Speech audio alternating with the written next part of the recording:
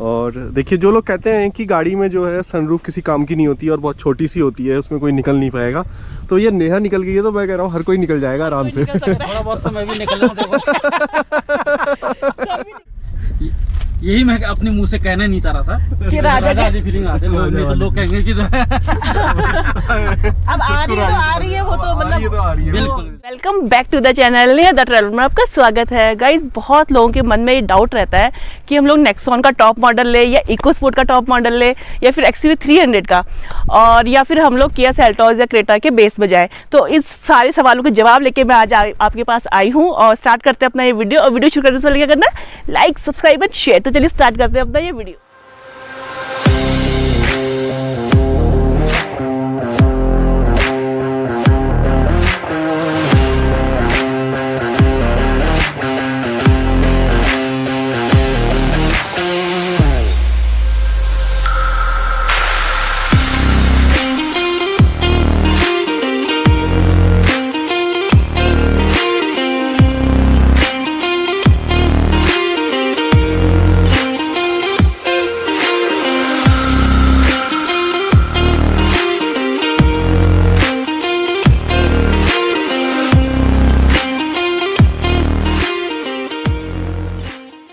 So guys, जैसे कि आप देख सकते हैं मेरे पीछे एक प्यारी सी किया सेल्टॉस खड़ी हुई है और मिलवाती हूँ आपको उसके ओनर से, और जो ओनर है उनका वेलकम करते हैं पहले अपने चैनल में। तो आइए सर। और सर का जो नाम है वो डॉक्टर माझाल है और यहीं के हॉस्पिटल में वो पोस्टेड है। और सबसे पहले तो आपका बहुत बहुत वेलकम है। Thank you Neha. और सबसे पहले तो हम ये जानना चाहेंगे कि आपने ये इतनी खूबसूरत सी चीज़ कितने में ली है? ये लगभग मुझे ऑन रोड 16 के लगभग पड़ी है। 16 के लगभग पड़ी है। तो इस सेगमेंट में तो आपने उस समय बहुत सारी गाड़ियाँ आती थी, जैसे हैरियर हो गई, सफारी हो गई, क्रेटा हो गई, तो उनमें नहीं जाके आप इसी में क्यों गए? वैसे मैंने हैरियर बुक कराया था। तो आपने उनकी टेस्ट ड्राइव कौन कौन सी गाड़ियों की ली थी उस समय? मैंने उस समय हैरियर की टेस्ट ड्राइव ली थी, मराजो की ली थी, और क्रेटा तो मैंने अपने फ्रेंड की चलाई थी, और हेक्जा की भी टेस्ट ड्राइव ली थी। और ये ऐसी है जिसकी मैंने टेस्ट ड्राइव नहीं ली, सीधे जो है बच्चों ने कहा, ले ली, फैमिली ने कहा तो जो है सीधे ले ली। बच्चों ने सनरूफ देखी होगी, इसकी अच्छी लगी। हाँ, सनरूफ उसका एक वो तो था ही। और मैंने सोनेट की टेस्ट ड्राइव ली थी, और सोनेट में ये लगा कि थोड़ा सा स्पेस कॉम्पैक्ट सा है, थोड़ा कम सा है। और हम लोग जो है फैमिली के साथ जहाँ भी जाते हैं तो सब भरे रहते हैं, सामान भी काफ़ी ज़्यादा रहता है, इसलिए जो है इसका बूट स्पेस वगैरह मुझे सही लगा, तो मैंने कहा चलो इसी को ले लेते हैं। पेट्रोल वर्जन में है कि डीजल में है? ये पेट्रोल वर्जन में है। सर, किया सेल्टॉस लिए हुए आपको कितना टाइम हो गया है? ये पिछले दिवाली से 1-2 दिन पहले लिया था मैंने। तो मतलब इस दिवाली में 1 साल करीबन हो जाएगा। तो कितनी चला ली आपने? ये लगभग जो है 6000 से ऊपर चल गई है। 6000 से ऊपर चल गई। और मोस्टली रनिंग कहाँ रहती है आपकी? पहाड़ों में रहती है कि प्लेन्स में रहती है? अधिकतर रनिंग तो मेरी पहाड़ों की है। पहाड़ों की वजह से लिया आपने ये। तो कितना क्या एवरेज मिल रहा है? एवरेज जैसे लोड रहता है उसके हिसाब से थोड़ा गिरता बढ़ता है। और 11 से जो है 12 के आसपास जो है पहाड़ों में मुझे लगा। अगर जैसे ज़्यादा लोग बैठ जाते हैं, सामान ज़्यादा रहता तो 11 के आसपास, और कम लोग हैं तो जो है 12 के आसपास। जब आप ये गाड़ी चलाते हैं, जैसे कि मोस्टली गाड़ियों में होता है कि रोड नॉइज़ काफ़ी आती है अंदर ना, तो कैसा इंसुलेशन कैसा है गाड़ी का? इसका इंसुलेशन बहुत बढ़िया है। मतलब बाहर की टायर की कोई नॉइज़ अंदर फील नहीं होती? एक बार मैं यहाँ से लखनऊ से वापस आना जाना हुआ था, तो बहुत अच्छी रनिंग रही, और ख़ासकर मैदानी क्षेत्रों में इसकी रनिंग और इसकी क्वालिटी बहुत अच्छी लगी पहाड़ों की बनिस्बत। हाँ, और नॉइज़ वगैरह कुछ नहीं है। नॉइज़ कुछ नहीं है। तो हो गई हाईवे की बात, क्योंकि वहाँ पे पहाड़ मतलब ऐसी रोड होती नहीं है ख़राब, लेकिन पहाड़ों में काफ़ी ऐसी रोड होती, तो वहाँ कोई आप ऐसी जगह ले गए गाड़ी को? हाँ, मैं अपने घर की तरफ, ये धारचूला की तरफ ले गया। बिल्कुल नेपाल बॉर्डर पड़ता है, और थोड़ा सा आगे जाओ तो जो है ये चाइना बॉर्डर पड़ता है। तो उस साइड पे क्या है कि आजकल सड़कों की चौड़ाई बढ़ा रहे हैं, जिसकी वजह से जो है रोड कंस्ट्रक्शन का काम चल रहा है, तो सड़कें बहुत ख़राब है, काफ़ी देर तक रास्ते में रुकना भी पड़ता है। तो उसमें जो है काफ़ी तो जैसे कि धारचूला तो हम भी गए हैं और हमने भी काफ़ी एक्सपीरियंस किया है वहाँ पे, क्योंकि रोडें बहुत ही उबड़ खाबड़ कच्ची पक्की, और जैसे आप कह रहे हैं कंस्ट्रक्शन काम चल रहा है तो ऑब्वियसली बहुत 2-3 घंटे तक वहाँ जाम लगा रहता है गाड़ियों का ना। तो सस्पेंशन के बारे में बताएं, सस्पेंशन कैसा रहा इसका उस समय? सस्पेंशन इसका बहुत अच्छा था, और कहीं कोई मतलब ऐसे झटके और बॉडी रोल इस टाइप का वो बहुत कम था। गाड़ी में बॉडी रोल बहुत बहुत कम कम। सो सर, जैसे इंडियन कार मार्केट में जितनी भी गाड़ियाँ बिकती है तो उसमें से किया और हुंडई की सबसे मतलब मानी जानी प्लास्टिक क्वालिटी रहती है गाड़ियों की। तो आपने भी कुछ ऐसा फील किया कि जब आप मतलब गड्ढे वड्ढों में ले गए या ऐसे जैसे आप कह रहे हैं कि धार चूल्हा ले गया हूँ, तो अंदर कोई ऐसी आवाज़ फिट एंड फिनिश की? नहीं, ऐसा कोई आवाज़ इस तरह से न अंदर से न बाहर से ऐसा कोई आवाज़ नहीं था। और इसकी क्वालिटी, प्लास्टिक क्वालिटी बहुत अच्छी है। और फिट फिनिश की कोई कमी, मतलब कुछ ऐसा नहीं कोई- लगा कि कोई कोई कमी नहीं। दरवाजे से या डैशबोर्ड से आवाज़ कोई कमी नहीं है। ये आवाज़ कभी कभार लगती है तो वो आवाज़ जो है हमारी कमी से आवाज़ आती है। रफ ड्राइविंग अगर हम नहीं, रफ ड्राइविंग नहीं हो सकता। हमने कोई सपोज पार्सल ट्रे ठीक से फिट नहीं किया है, सामान रखते समय सामान मतलब बचता है। सीट ठीक से फिट नहीं किया है, तो इन वजह से जो है वो कमियाँ, ये जो आवाज़ें आती है वैसे वो गाड़ी आती में है। कोई दिक्कत नहीं? गाड़ी में कोई दिक्कत नहीं इस तरह की। सो सर, जब आपने ये गाड़ी ली उस समय पे इसकी एनकैप रेटिंग आ गई थी, क्योंकि सेफ्टी भी बहुत ज़्यादा ज़रूरी होती है जब हम अब हाईवे में चलते हैं या कहीं पर। तो आजकल लोग प्रायोरिटी दे रहे हैं, मेरे को ऐसा लगता है कि लोग अब बढ़ रहे हैं सेफ्टी की ओर ज़्यादा। और तो आपने भी इसके बारे में सोचा था? हाँ, सोचा था। हाँ, सेफ्टी के हिसाब से जो है क्रेटा में थोड़ा अच्छा था, लेकिन जो है इसमें जो इनकैप रेटिंग था वो 3 था। लेकिन कोई भी सेफ्टी के लिए जो है हम जो भी देखते हैं इसके बोनट या दरवाजों में देखते हैं, तो जैसे हम मारुति के उसमें देखते हैं यूँ करके दबाओ तो ये पिचक जाता है, इसमें कोई वो नहीं है। इसमें आवाज़ देखिए काफ़ी अंतर आया हुआ। ऐसे इसके दरवाजे में देखिए, ये खोल के देखिए। बिल्कुल आप सही कह रहे हैं। जो इसकी जो कन्विंसिंग साउंड आ रही है दरवाज़ा बंद बिल्कुल। करने पे, ऐसा फील नहीं हो रहा है कि जैसे मारुति के दरवाजे होते हैं हल्के से, और बिल्कुल इसमें ऐसा हमें कोई फीलिंग नहीं आ रही है। इवन मैं भी देख रहा हूँ तो काफ़ी जो है मजबूत इसका बोनट यहाँ पर को लग रहा है। तो है करीब 16 लाख स्पेंड करे हैं गाड़ी में। तो एक मेरे माइंड में बहुत बड़ा क्वेश्चन आ रहा है, मैं आपसे पूछना चाह रहा हूँ कि 16 लाख में आपके पास डीजल के भी बहुत ऑप्शन थे, चाहे वो क्रेटा हो चाहे किया हो, तो आपने फिर भी आप पेट्रोल वर्जन पे गए। इसका कॉज क्या था? इसमें एक कारण ये था कि बीच में सुप्रीम कोर्ट की कुछ ऑर्डर वाली बात आ रही थी कि जो डीजल गाड़ियां हैं 10 साल से ज़्यादा नहीं चलेंगे और पेट्रोल गाड़ियां हैं 15 साल से ज़्यादा नहीं चलेंगे। तो इन बातों को सोचकर कि जो है, क्योंकि ये डिसीजन उस समय हो ही रहा था, तो आगे क्या डिसीजन हो, क्योंकि गाड़ी उसी समय लेनी थी जी। कि बाद में अगर ये डिसीजन हो जाए कि जो है हम डीजल गाड़ी को 10 ही साल चला सकते हैं, उसके बाद 10 साल बाद तो फिर वो कबाड़ हो जाएगा। जी। तो जो कबाड़ नीति आ रही थी उसके हिसाब से, तो उसके हिसाब से मैंने ये पेट्रोल गाड़ी चूज़ की थी। चीज़ और है, इस गाड़ी की वेटिंग बहुत लंबी चल रही थी उस टाइम पे, 1 साल पहले। और डीजल हो चाहे पेट्रोल वर्जन हो, तो आपको कितना समय में मिली ये गाड़ी? ये मुझे जो है मैक्सिमम 1 महीना भी नहीं लगा था। और क्योंकि इसके लिए भी एक रोचक वो है, मैंने हैरियर बुक करा लिया था। लेकिन मैं जो आगे बता रहा था उसी के लिए वेट कर रहा था कि उसमें कुछ इम्प्रूवमेंट हो। लेकिन फिर बच्चों ने कहा कि नहीं, हम जल्दी लेते हैं, उसका वेट नहीं करेंगे, थोड़ा जल्दी लेते हैं। तो उसके लिए चलो फिर हम चले जाते हैं। तो सोनेट को टेस्ट ड्राइव लिया मैंने, इसका टेस्ट ड्राइव भी नहीं लिया था।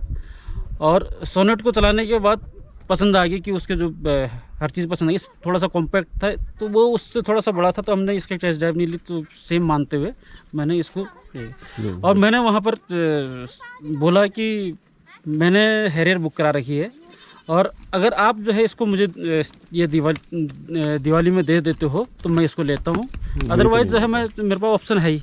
तो वो तैयार हो गए।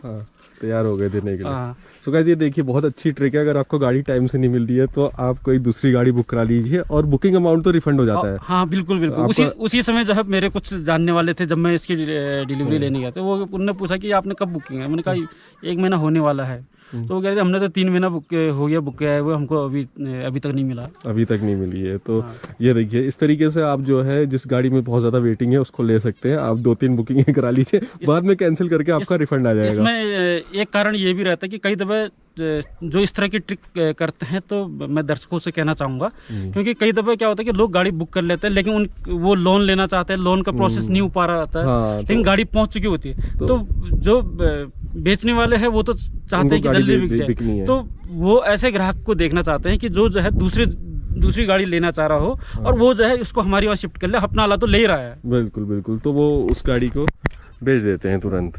और गाइस, ये वाली ट्रिक मैंने भी अपनाई थी। इसमें ये गाड़ी की डिलीवरी के लिए जो है गाड़ी लोगों को 2-2, 3-3 महीने वेट करना पड़ता है, लेकिन मैंने 4 दिन में ले ली थी। और मैंने जो बुकिंग अमाउंट दे रखा था मैंने टाटा के ही शोरूम में उन्हीं के कंपटीशन में दे रखा था और फोर्ड में भी दे रखा था। तो मैंने कुल मिला के 3 जगह पे बुकिंग अमाउंट दे रखा था। 2 तो टाटा के शोरूम पे ही दे रखा था और जो है 1 अपना फोर्ड पे दे रखा था। तो मैंने उनको दिखाया इसी तरीके से और यही ट्रिक से जो है मुझे भी 4 दिन में ये गाड़ी मिल गई थी इसकी डिलीवरी। जबकि लोग अभी भी मैं कमेंट पढ़ता हूँ फेसबुक के पेजेस में कि मुझे 2 महीने हो गए, 3 महीने हो गए, अभी तक गाड़ी नहीं मिली है। तो गाइस ये सनरूफ वाला मॉडल है तो सनरूफ भी खोलना तो बनता ही है। तो चलिए खोलती हूँ सनरूफ और देखती हूँ मैं जा पाती हूँ नहीं जा पाती, क्योंकि मैं थोड़ी हेल्दी वेल्दी हूँ तो देखती हूँ उससे निकल पाती हूँ नहीं निकल पाती हूँ। तो मैं चाहूंगी कि इसको सनरूफ कैसे खुलता है, खोल के दिखाए भविष्य।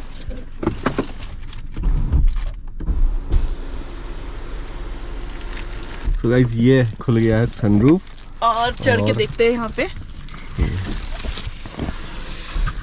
हाँ यार मैं पहुँच गई हूँ। इसको भी इसको दे दो ऊपर से, लो ऊपर ही पकड़ लो, चारों नज़ारा देख लो। सो गाइज चढ़ गई हूँ मैं इसके सनरूफ में और देखिए मेरे चारों तरफ आप देख सकते हैं पूरा नज़ारा। और मैं सोची थी नहीं चढ़ेगी या मेरे लिए एक पैनोरामिक सनरूफ की जरूरत पड़ेगी पर ऐसा नहीं है। इस तरीके से कोई लुक आ रहा है सनरूफ का।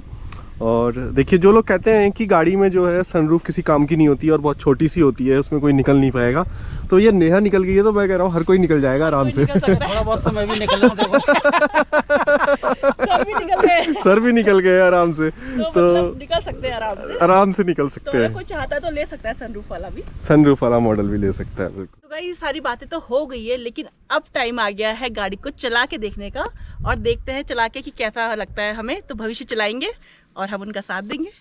सो गाइस आरपीएम आप देख सकते हैं 8 तक है। सो ये एक पेट्रोल गाड़ी है और एवरेज गाड़ी अभी शो कर रही है 13.3 का। तो सर से मैं जानना चाहूँगा कि जो इसका एमआईडी में शो करता है, जैसे अभी 13.3 कर रहा है, तो एक्चुअल वर्ल्ड में कितना इसका माइलेज आता है?